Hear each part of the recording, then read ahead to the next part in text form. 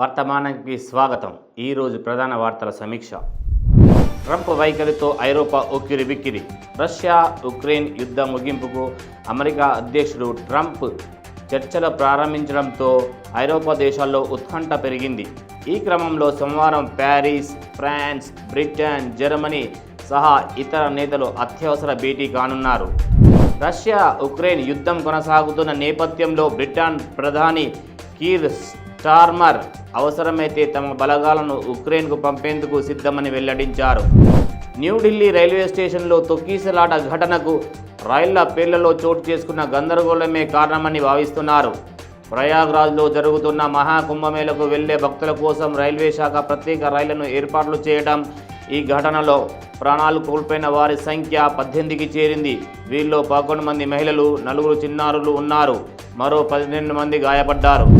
AP deputy CM Pawan Kalyan NTR trust సేవా కార్యక్రమాలకు ₹50 లక్షలు విరాళం అందిస్తున్నట్లు ప్రకటించారు.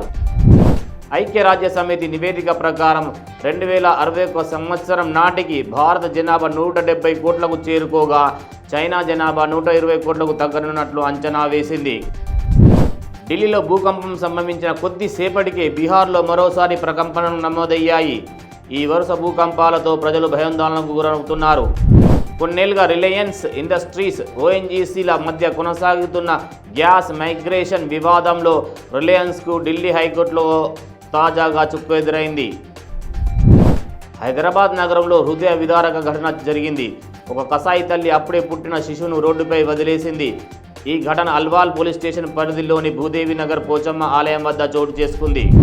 ఆంధ్రప్రదేశ్ గత ముఖ్యమంత్రులు చేసిన అప్పులకు కట్టే వడ్డీ కంటే 5 ఏళ్లలో జగన్మోహన్ రెడ్డి చేసిన అప్పులకు కట్టే వడ్డీలు ఎక్కువని మంత్రి లోకేష్ తెలిపారు.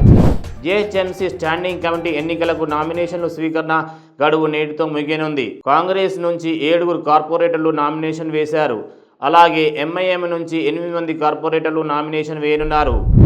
ఈ వార్తలు ఇంతటితో సమాప్తం. మరిన్ని హాట్ టాపిక్స్ కోసం వర్తమానం ఛానల్ని లైక్, షేర్, సబ్స్క్రైబ్ చేయండి. ధన్యవాదాలు.